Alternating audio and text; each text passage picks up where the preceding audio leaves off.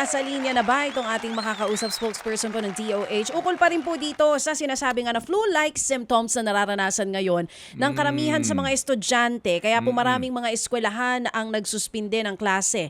Nasa linya na po si ASEC Albert Domingo. Good morning po, ASEC. Good morning, DJ Cha, Manong Ted. Magandang umaga sa lahat na nakikinig at nanonood. Good morning. Thank you so much, ASEC, for being on the show. ASEC, ito po, kanina pinag-uusapan namin ni Manong Ted dito, flu-like illness yung tawag. Bakit nga ba po flu-like? Hindi na lang tawagin ng diretsyo na trangkaso. Ano po ba itong sakit ngayon na kumakalat dito sa NCR? Opo. Sa English, influenza-like illness, sa Tagalog, sa Pilipino, ginagawa nating malatrangkasong sakit. Kaya siya tinatawag na malatrangkaso kasi yung mga sintomas po nila ay magkakahawig at lahat sila ay mukhang trangkaso. Pero iba-iba yung mga dahilan. Pwede ko kayong bigyan ng datos po, Manon Ted, DJ Cha. Sa ating datos, yung top 3 na dahilan is influenza A, top 1. Top 2 is yung rhinovirus, which is yung common cold natin, ubot-sipon. And then yung top 3 is enterovirus. Yan po yung mga, meron pang iba pero mahaba yung listahan. Pag nangyari ho sila, pare-pareho yung kanilang sintomas. At the same time, yung pag-iwas sa kanila pare-pareho. Yung paghuhugas ng kamay, pag-iiwas muna ng physical contact, lalo na kapag may sintomas. At kung may sintomas, or gusto mag-ingat or vulnerable, yung voluntary na pagsuot ng ating mga face mask. Oo. So tama po ba yung pagkakaintindi ko, ASEC? Ito pong kumakalat ngayon na sakit, tatlo po yung rason. Dahil po yan dun sa mga nabanggit nyo, yung influenza, RSV, kasama din po yung enterovirus na binabanggit nyo ngayon. Tama po ba? Halo-halo po ito? Yung number 2, DJ, sa minor correction lang, hindi siya RSV. Number 2 is rhinovirus. Okay. Rhinovirus. Now, having said that, ito kasi yung panahon ng ating flu season. Taon-taon po mula Hunyo hanggang Nobyembre, yan po yung panahon ng tag-ulan. Magkakasama yan nung dengue, nung lepto, nung ating waterborne diseases. Yung ILI o yung malatrangkasong sakit, nangyayari kasi nagkukumpul-kumpulan ng mga tao, umiiwas sa ulan. Yung panahon natin nagbabago, yung temperatura at yung humidity, yung dami ng tubig doon sa ating hangin, nakakairita kasi yan doon sa ating lalamunan sa ilong na nagiging sanhi ng pagpasok ng ating mga flu-like symptoms. Now, ibig sabihin ba na may kakaibang nangyari? Alam niyo po, DJ Cha, Manong Ted, nung binasa namin yung anunsyo ng Department of Education at kinausap rin po namin sila personally, nakausap ko po yung mga counterparts ko sa DepEd. Ang talagang dahilan kung bakit nagsuspend sila today at bukas ay para sa earthquake preparedness, structural inspection. Sinabay na po nila yung ating health break. Dahil sabi nga nila, anyway, mag-suspend ng face-to-face, di pagkakataon na rin na magkaroon ng sanitation. Okay. So yung suspension ngayon ng DepEd, mainly because of earthquake, not because of the flu-like illness na meron ngayon? Yes, mainly because of ang ating earthquake preparedness. In fact, binubuksan ko yung kanilang anunsyo, no. Doon sa kanilang nakalagay totoo na yung sentence in light of the increasing incidents. Papaliwanag ko mamaya, pero nakalagay rin and the recent series of earthquakes.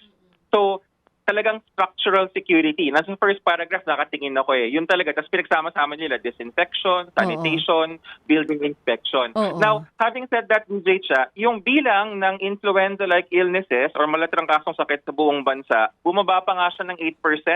Noong 2024, 132,538 as of September 27, 2024. Sa parehong panahon, ngayong 2025, mas mababa ng 8%, 121,716. Pero alam nga natin kasi na nasa flu season tayo. So yung ginawa ng DepEd is actually a sound precaution. Pag-iingat na rin po yan. Oo. ASEC, yung hindi lang po kasi DepEd or public schools ang nagsuspindi ng klase. Meron din mga pribadong paaralan. Nauna na po yung USTE. And then, ang Mapua University, suspended din po yung klase today until tomorrow. Ang binabanggit ng mga universidad, due to the increasing incidence of influenza-like illnesses. Paano po ba ito? Ano ba talaga? Nalito kami bigla. Pag sinabi po kasing increasing incidence, ang dapat tignan natin, ito ba ay nakikita natin ng bahagya sa ating lugar, sa ating paaralan? Dahil remember, kung di ako nagkakamali, ang Ateneo, hindi sila nagsuspend ng face-to-face. Nabasa ko yun over the weekend Meron silang advisory na increased precautions lang, washing your hands, wearing face mask. In other words, depende po yan dun sa principal or dun sa pinaka-namumuno dun sa paaralan. And having said that, iba rin yung usapan kapag tinignan natin sa public health. Sa gawin ng DOH, paulit-ulit kong tinignan, DJ Cham, Manong Ted, yung tinatawag na epidemic curve. Yan po yung parang naalala nyo nung panahon ng pandemic, yung maraming mga bars.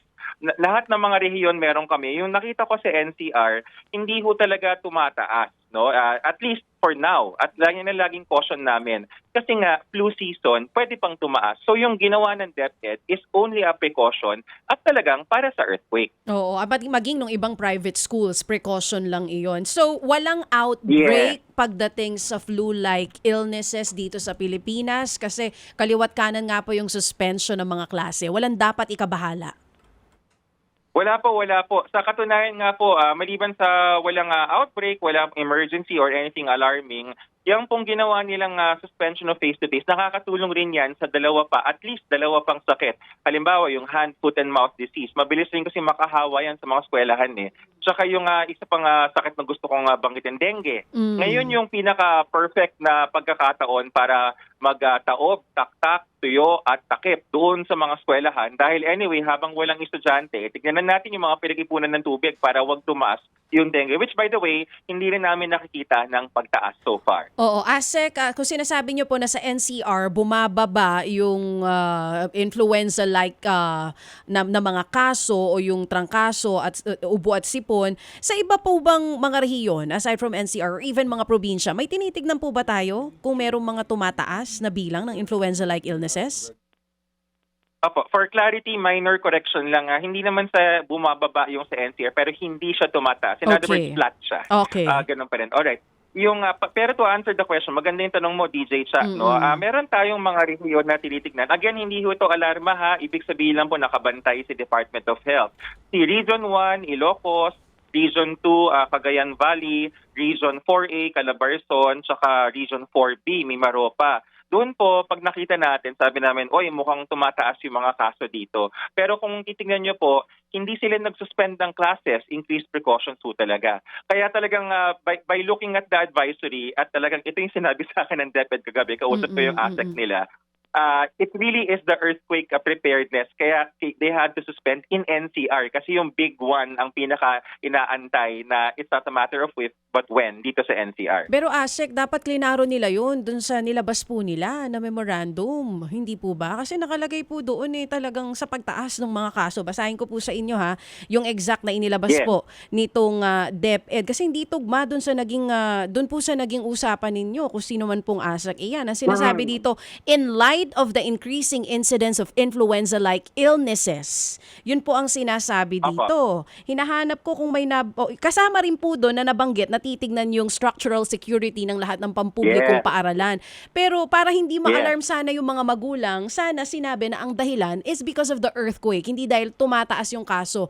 Hindi po yung tugma din sa sinasabi ninyo na flatline yung influenza-like illnesses dito sa NCR.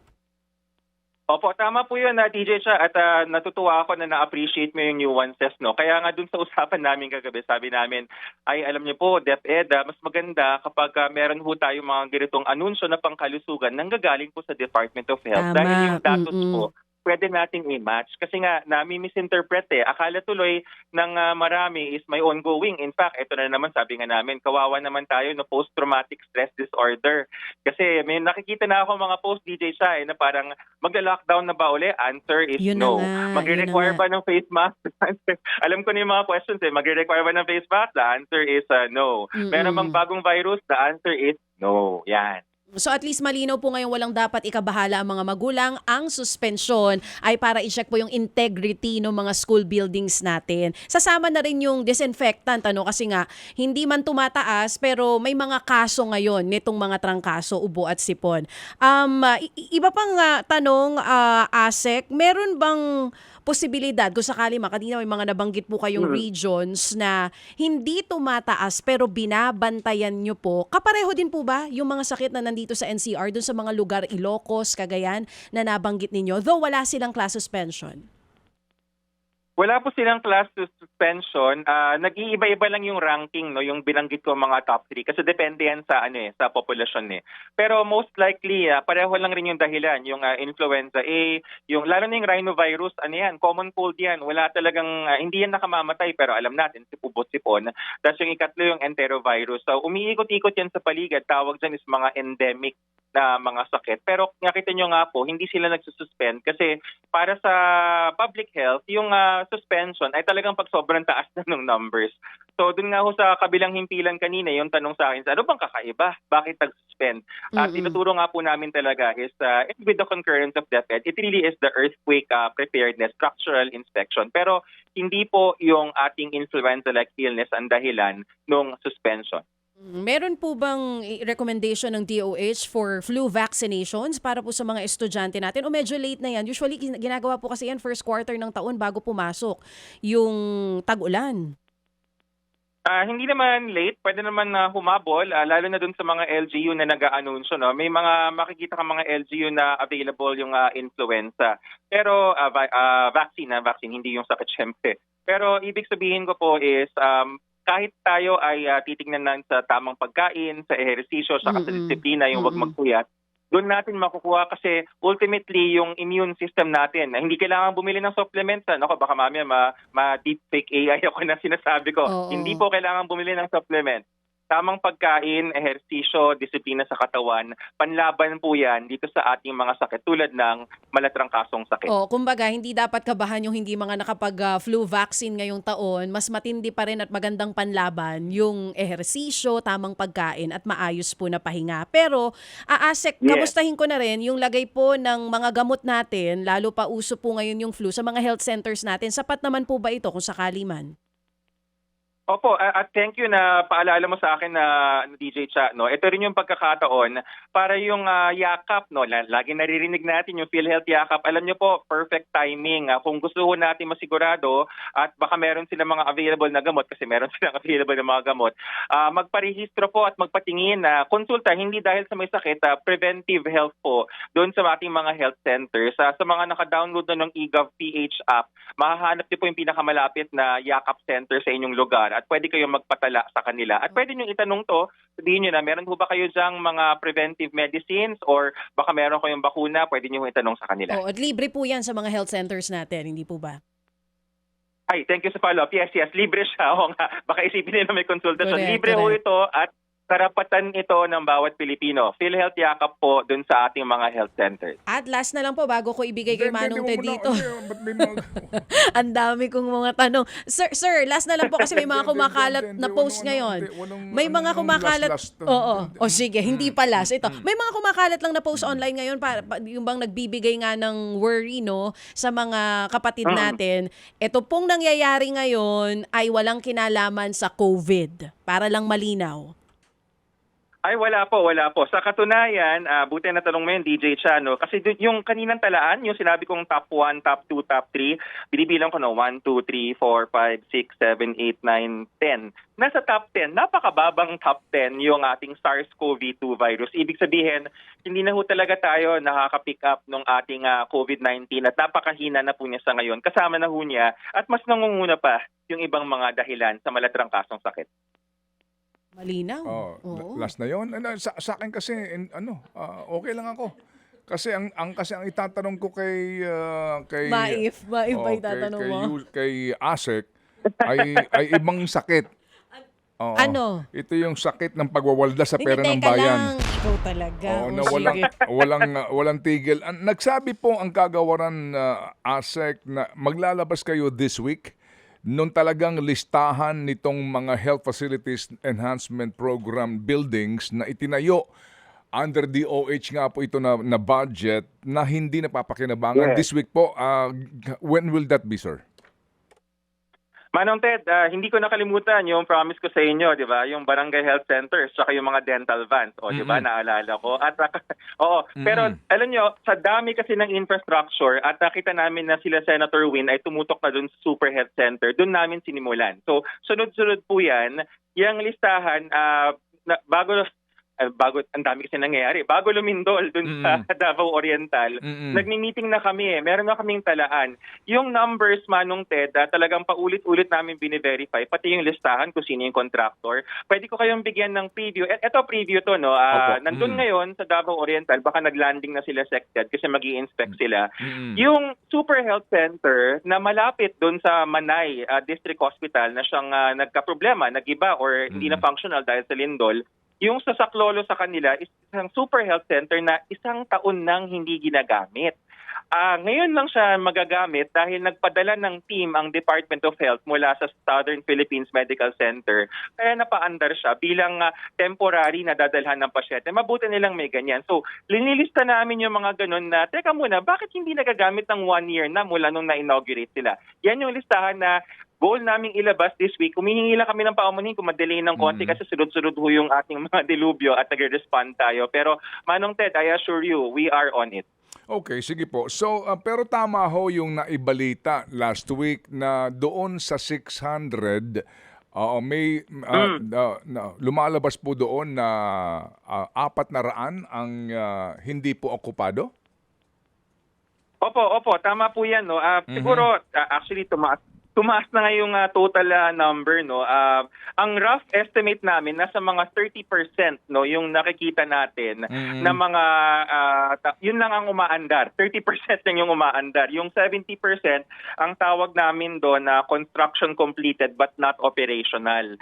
So hindi ito ghost health center, no, kasi pag sinabing ghost, sabi niyo kompleto pero wala nakatayo. Ito ang hinihiram lang namin yung termino ni Senator Win na discover nga namin haunted kasi nandun sila pero walang tao. So yun yung binubuo namin ng listahan at talagang iuungkat namin sino bang contractor niyan. Ito ba ay pinagawa ng DPWH or ng DOH? Kasi may gano'n kami nakikitang elemento, Manong Ted, na bakit tila sa preliminary para bang namin listing, parang pagka DOH ang gumagawa, mabilis matapos.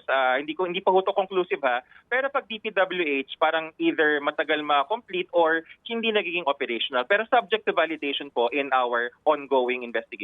Okay. Sa ngayon ho bang proposed budget ninyo, meron pa rin kayong hiningin pera para po sa inyong Health Facilities Enhancement Program na ito?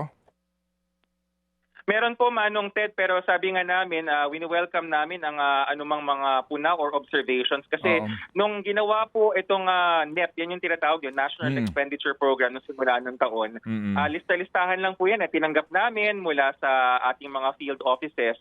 Pero ngayon, at welcome kami na mabusisi talaga kasi gusto namin, sabi nga ni SecTed, unahin muna yung mga for completion, wag na tayong gumawa ng bago. Kasi pag bago na naman to, yan na naman, mag-aantay tayo ng matagal.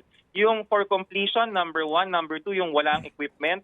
And then number 3, dapat talaga paalalahanan yung mga LG na tuparin nila. Nakakuha na rin po kami ng kopya. Meron talagang memorandum of agreement, usapan na dapat tatauhan nila, pero hindi nila natatauhan.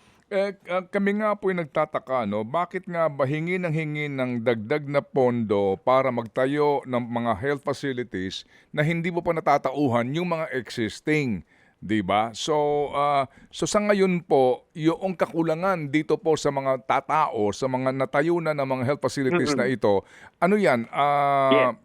LGU ba talaga ang in charge diyan o ang DOH na? Can you clarify please?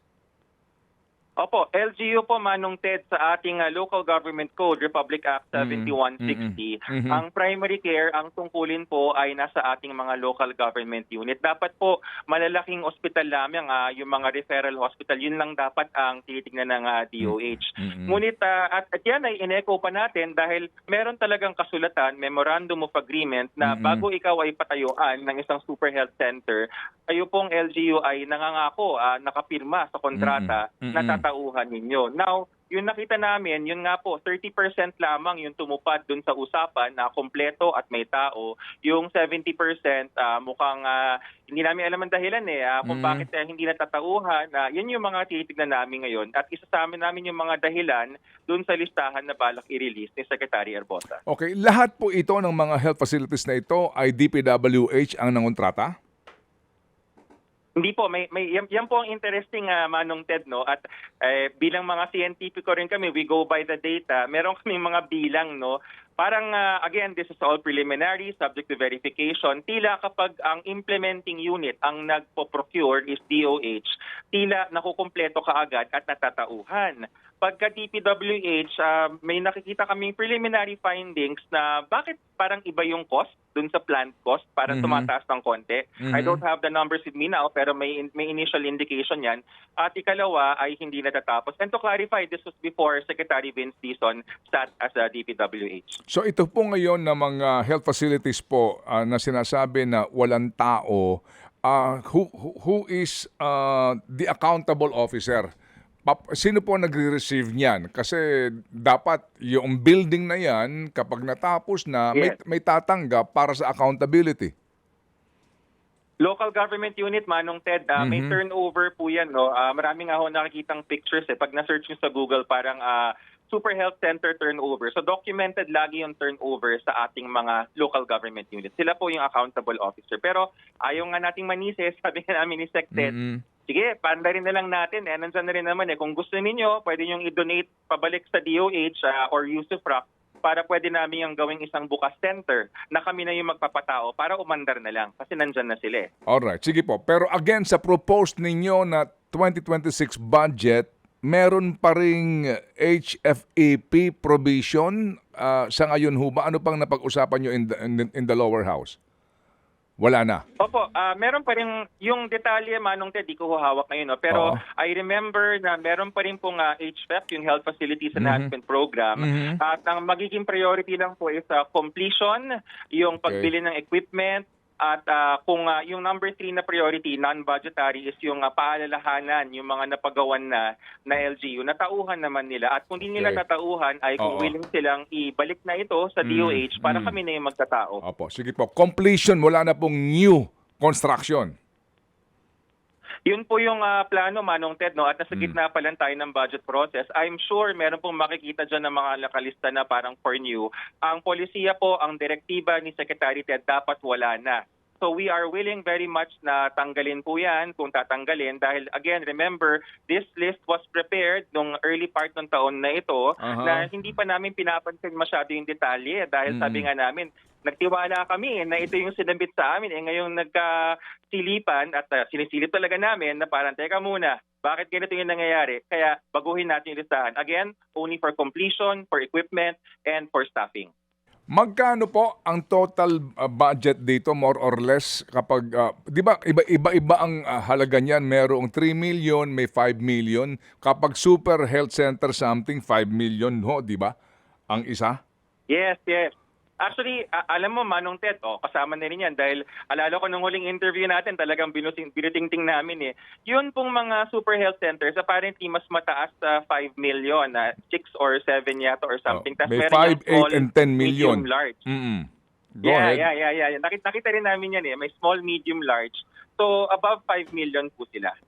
Opo, pero yung nga po, 5 million, 8 million, 10 million, pero po ito, DPWH ang gagawa. Ito nga pong amin nasilip din mismo sa provision ng GAA nitong huli. Yes, eksakto. Eksakto, Manong Ted, kasi nakalagay sa General Appropriations Act. Okay, sige po. So ang kwentada po dito, meron ba kayong more or less kwentada doon po sa mga nakatenga lamang kung ilang bilyon ang halaga nito?